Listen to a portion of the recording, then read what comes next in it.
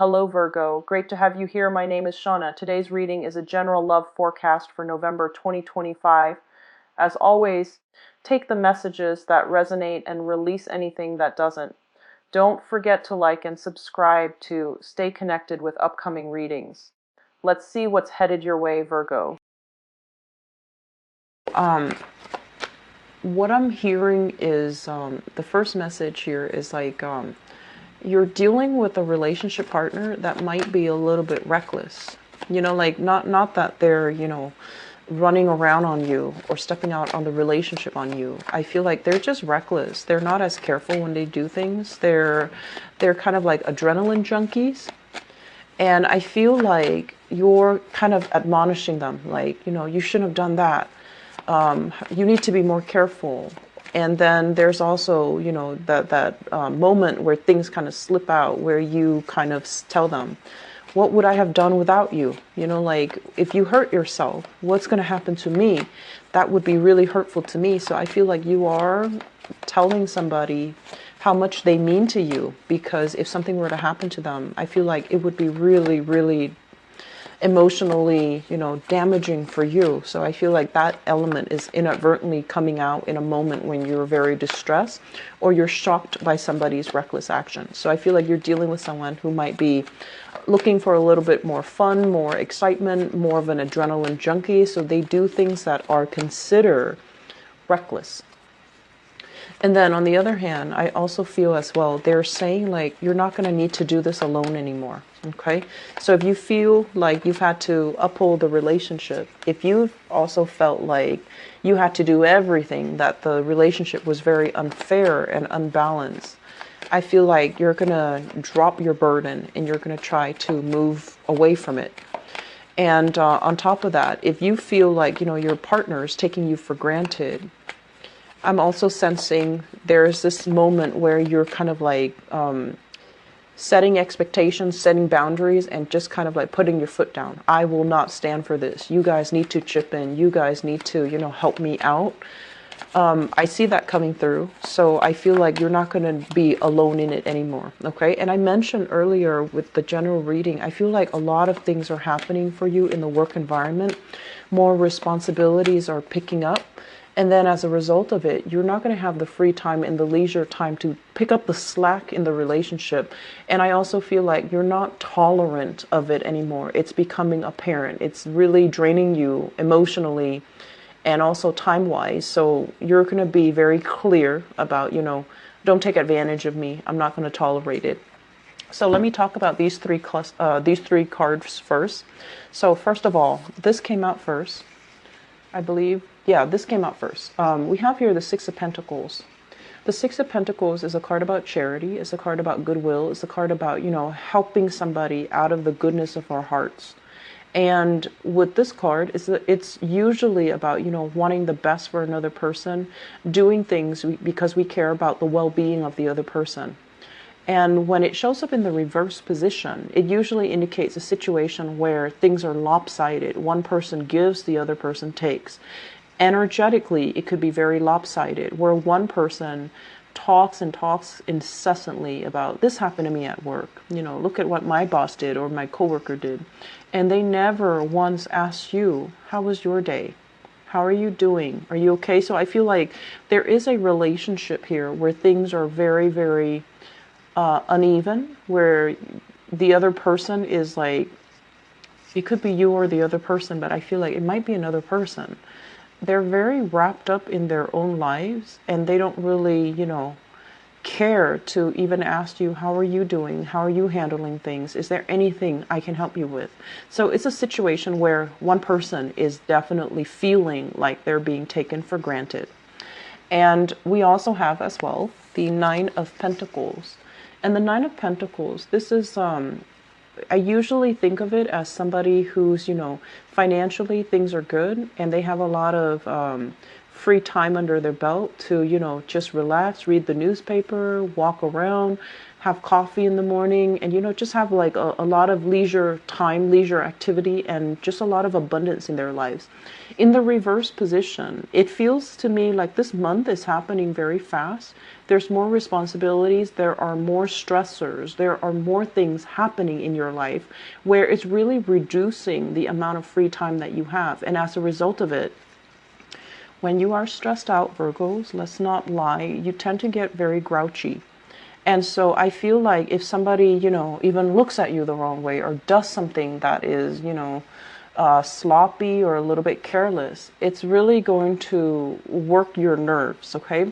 So if things are very imbalanced, if you're living with another person, like if you live with a significant other, and they never, ever, ever, do their laundry, pick up after themselves, or do the dishes. This is the month where you're just like, I work all day, I come home, and the dishes are never done. What do you do at home? So I feel like these remarks will start to come out. You want to be careful, but at the same time, I feel like there are imbalances in your relationship. One person is doing everything. And that's really going to create some, cracks in the foundation of the relationship if you're not careful. It could be you or your partner. And I honestly feel like it's going both ways. And so one person is feeling a little bit underappreciated, and the other person might feel like, I just feel like, it's lack of consideration. It's not malicious. It's not intentional. It's just there is an imbalance here that needs to be rectified. And if this is an ongoing problem, I feel like many of you are going to be like, I don't want to deal with this. I'm going to go hang out with my friends. I'm going to go and stay with my mother. I'm going to go stay with my father. I'm going to go stay with my sister. Whatever the situation is, I feel like you're kind of shaking your hands off it. You don't want to deal with it. And you also know that if you deal with it, your tempers will flare up. My advice is talk about this situation, because it feels to me like things are busy from your end, front burner. And so this is something that is unintentional, but it does build up. It does create resentment. It needs to be talked about. It needs to be nipped in the bud, because it's breeding resentment and you're trying to avoid each other. Okay, so for those in relationships, do your best to try to fix this, okay? Because I feel like it doesn't need to be this way. It doesn't need to escalate. So if you nip it in the bud, you take care of it, once and for all, and then it doesn't rear its ugly head again. I also feel when you're very upset, the best part about you guys is you don't lose your temper. So you can be very upset, but you're still able to communicate in a way where other people, can understand you. Whereas other signs, they blow up and then they just become irrational and incoherent. But I feel like with you, the more upset you are, the more concise and the more precise you are with arguing your point of view. And so when you get upset, I feel like that's when the truth comes out, and that's when the other person is just like, wow, I had no idea. But I feel like you're able to give them some insight, something very clear and very concrete as to, what exactly is the problem, why you're unhappy. And so it needs to be voiced, okay? Your dissatisfaction, whatever it is, it needs to be voiced. Don't sweep things under the rug. Don't run away to, sister's house, mother's house, like your family, to avoid the problem. I don't feel like that's going to serve you well.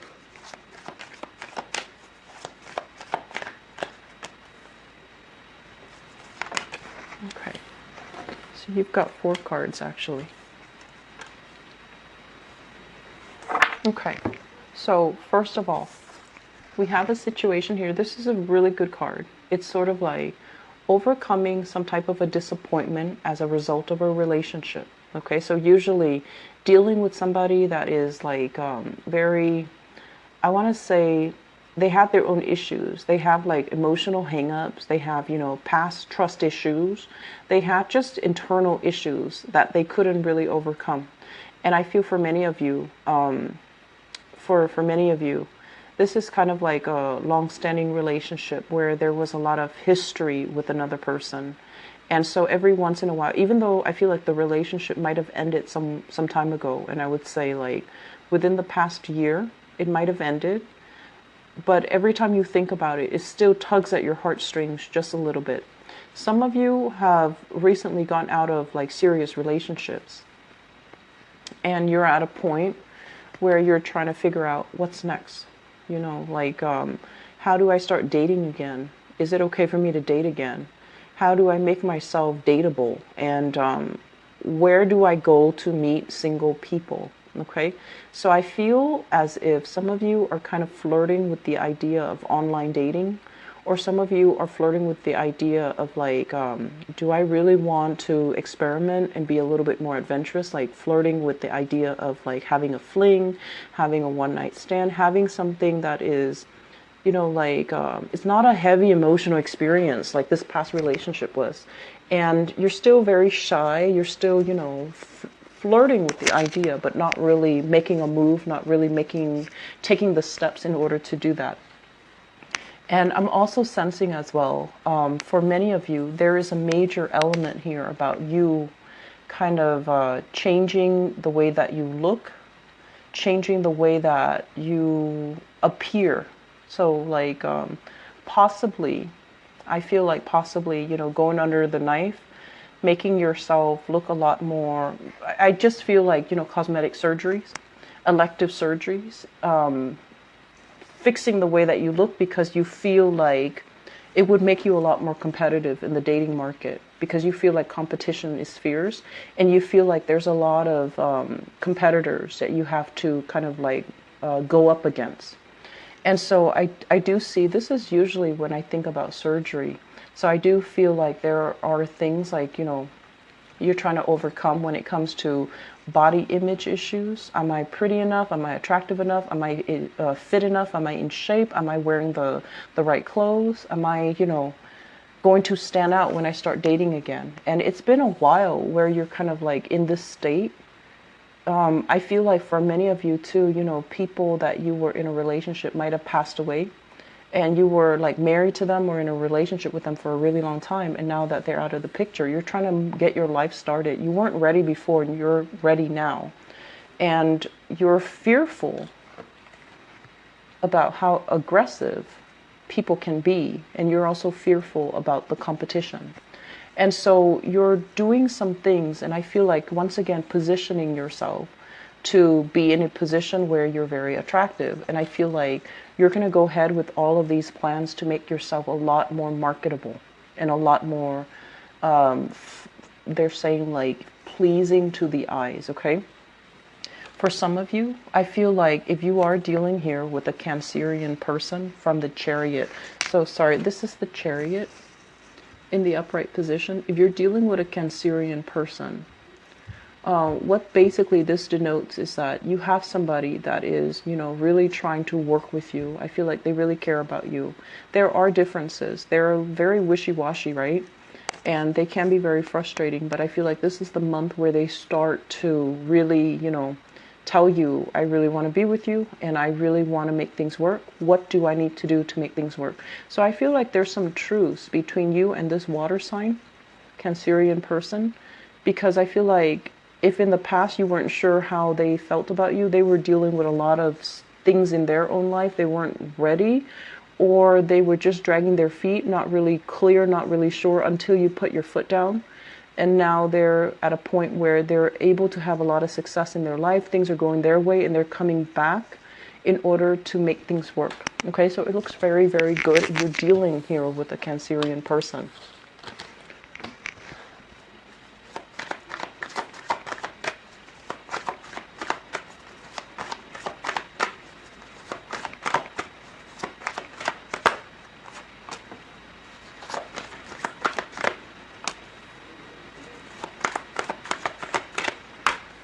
Okay.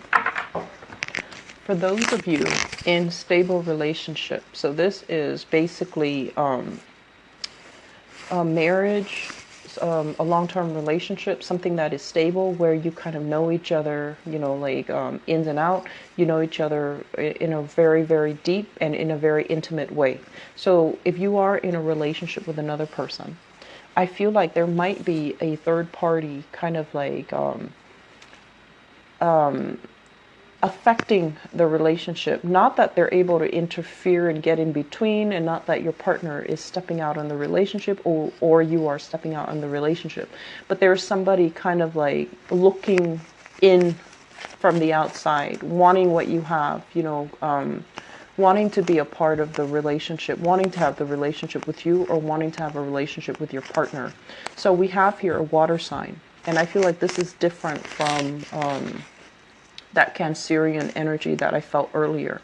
So this is a Scorpio, Pisces, Cancer. It shows up here as the Queen of Cups in the reverse. This is somebody who's not overly emotional. So even if, they come across as a water sign, or natally they're a water sign, I just feel like they're not like extremely emotional. They might have difficulties when it comes to expressing their feelings. They might also want things that they can't have. So I feel like one of the reasons why they're drawn to you or your partner is because you or your partner is not available to them. So it's like wanting things that they can't have, being a little bit petty, being a little bit, immature when they approach love and relationships. So I feel like you have somebody that is on the outside looking in, wanting what you have, or wanting to be with you, or wanting, that stability in the relationship. But they themselves, there is a little bit of work that needs to happen from their end, because I feel like they might be they want what they can't have. So once they have it, then they're not going to want it. So I feel this energy here. You want to be a little bit careful if this is somebody that you are well aware of. Keep your distance, okay? Not because I don't feel like they're malicious or evil or conniving or anything like that. I just feel like it's needless drama. It's drama that can be easily avoided. So we have as well the Lovers card. So I feel for those of you in relationships, stable relationships, things are very, very, very good between you and your partner. And I'm also sensing as well that not only, is there a lot of stability, a lot of trust, there's also a lot of passion and chemistry. And you both are, clearly different, like night and day, but things are able to work. You complement each other well. And I feel like, at your worst, when you're at your worst, the other party knows how to cheer you up. And then when they're dealing with their own things and they're operating at their worst, you know how to lighten the situation. You know how to tease them and to kind of like allow them to come out of their somber state. So I feel like there is a lot of solidification when it comes to like having faith in your partner. Getting married, buying a property together, buying a house together. One person is hesitant and they're still dragging their feet, but then both parties are on board. Both parties have a lot of great faith in each other. So I feel like this third party is not like, wedged in between like this. I feel like he or she is on the outside looking in, wanting what you have, wishing that they could have what you have. So it's more like admiration, but also a little bit of envy. Okay, it's not a completely like just straight envy where they want to tear you apart. I feel like they admire the stability of your relationship. So let me see in terms of spiritual advice what they have for you for love, romance, and relationships for Virgos.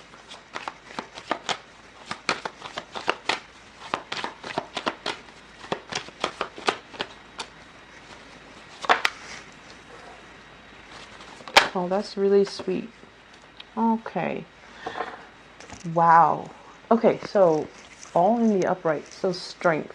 This is a card about having a little bit of patience, being a little bit soft when you're dealing with your partner, learning to, not be so serious all the time.